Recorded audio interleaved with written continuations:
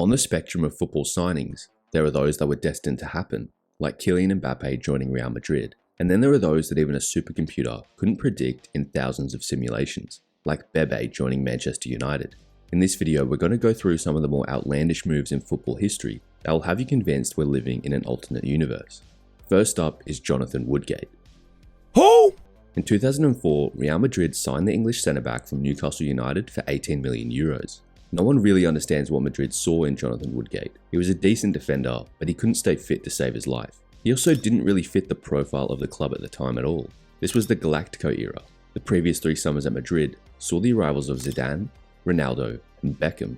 To make matters worse, he was injured when Madrid approached him in 2004. While it's not uncommon to sign players when they're injured, the club doctors failed to detect a thigh problem that eventually kept Woodgate out for a year. When he was finally fit to play, he had one of the most calamitous debuts you'll ever see against Athletic Bilbao in La Liga. He scored an own goal and managed to get sent off all in the same game. He was given a standing ovation by a rather sympathetic Bernabeu, and after 8 more appearances, Woodgate was sent back to England in 2006.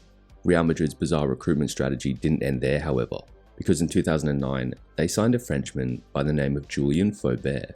Who the f*** is that guy? Who the f*** is that? The entire football world was stunned when Los Blancos took the fullback on loan from West Ham just before the close of the 2009 January transfer window. He had played just 8 games for the Hammers in the previous season, and again is not the sort of player you would expect a club like Real Madrid to bring in. Faubert missed a training session as he mistakenly thought he had the day off, and was accused of falling asleep on the subs bench during a game against Villarreal. He replied to this by saying, "I didn't fall asleep on the bench, I prefer beds." There was never any real danger of Faubert joining Los Blancos permanently, as he made just 2 appearances and eventually returned to West Ham, a club that found themselves in another unexpected transfer saga a few years prior. In the summer of 2006, Carlos Tevez and Javier Mascherano were 2 of the most in-demand players in world football, having helped Corinthians to win the Brazilian Serie A title the year before, and were outstanding for Argentina in the 2006 World Cup. Barcelona, Real Madrid, and Juventus were all linked with Argentine duo, so you can imagine the pure disbelief when they joined Premier League strugglers West Ham. You know, let's be honest, it is intriguing. It's intriguing to me. But to be honest, I don't care. I'm so pleased that they're here. So pleased we have 2 world-class players at West Ham, and our fans should rejoice. The club's statement failed to elaborate on much either. The pair have been signed for an undisclosed fee and put pen to paper on permanent contracts with the club this afternoon. All other aspects of the transfers will remain confidential and undisclosed. This immediately raised plenty of eyebrows. At that point, West Ham's record signing was Dean Ashton for less than £10 million.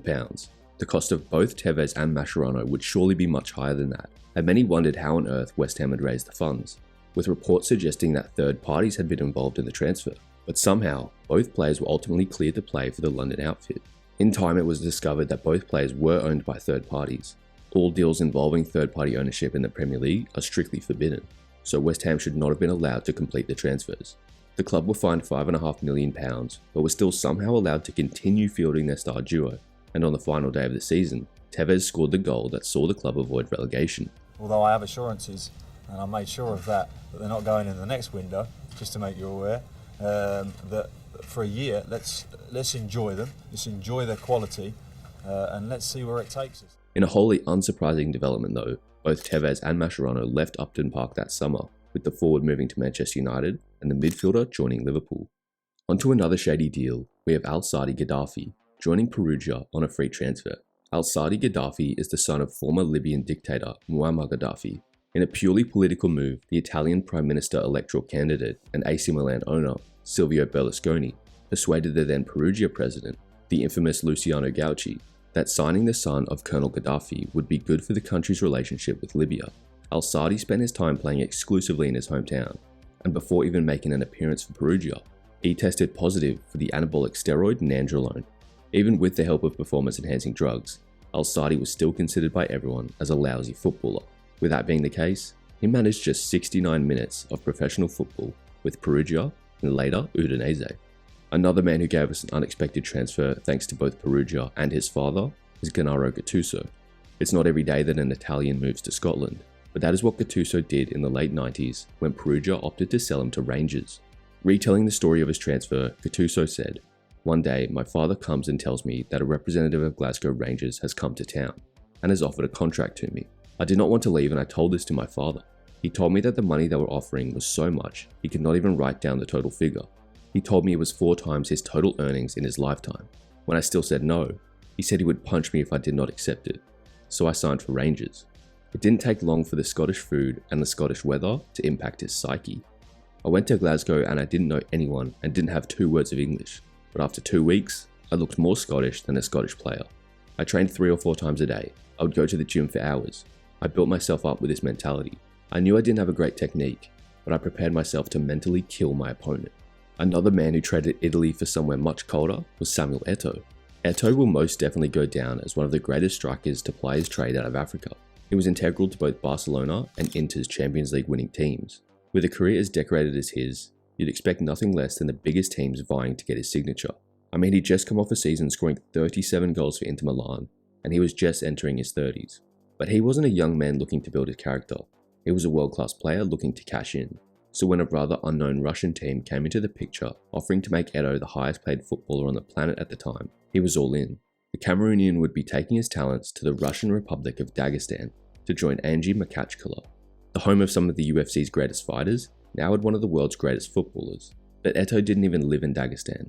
As part of his contract, he had a private jet that would fly him to and from training every day while he lived in a hotel in Moscow. So when I say he cashed in, he really cashed in. On the pitch, he scored 36 goals in 73 appearances, and got to play with Roberto Carlos.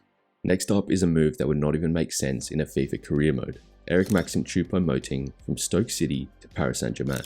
While Choupo-Moting has enjoyed a twilight career revival as a quality squad player for top-level teams, no one thought much of him in 2018. In a move that really raised eyebrows, the Cameroonian international joined PSG on a free transfer after just 5 goals with the Potters as they got relegated from the Premier League. It was a move that had everyone claiming he must have the world's greatest agent. Featuring alongside the likes of Neymar and Kylian Mbappe, he managed to spend 2 years in France. In 51 appearances, the forward scored 9 goals. Despite his average record in France, he secured a move to Bundesliga giants Bayern Munich after his contract expires. Surprisingly again, he became a solid squad player, even managing 10 league goals in 2022. Now I thought I'd end the list off with a more unknown but still insane transfer nonetheless. In 1982, Alan Simonsen left Spanish giants Barcelona and joined Charlton Athletic in England's second tier. This was a man who had won the European Player of the Year, today's Ballon d'Or, just 5 years earlier, and he was only 30. That would be like if Luka Modric joined Derby County today and was much younger. So why did he do it? According to him, he wanted to play for a club with less stress and less attention. It wasn't a financial move or a career growth move. It was simply a move for his peace of mind, which has to be respected. And that is the end of the list. Let me know in the comments some other bizarre moves, and thanks for watching.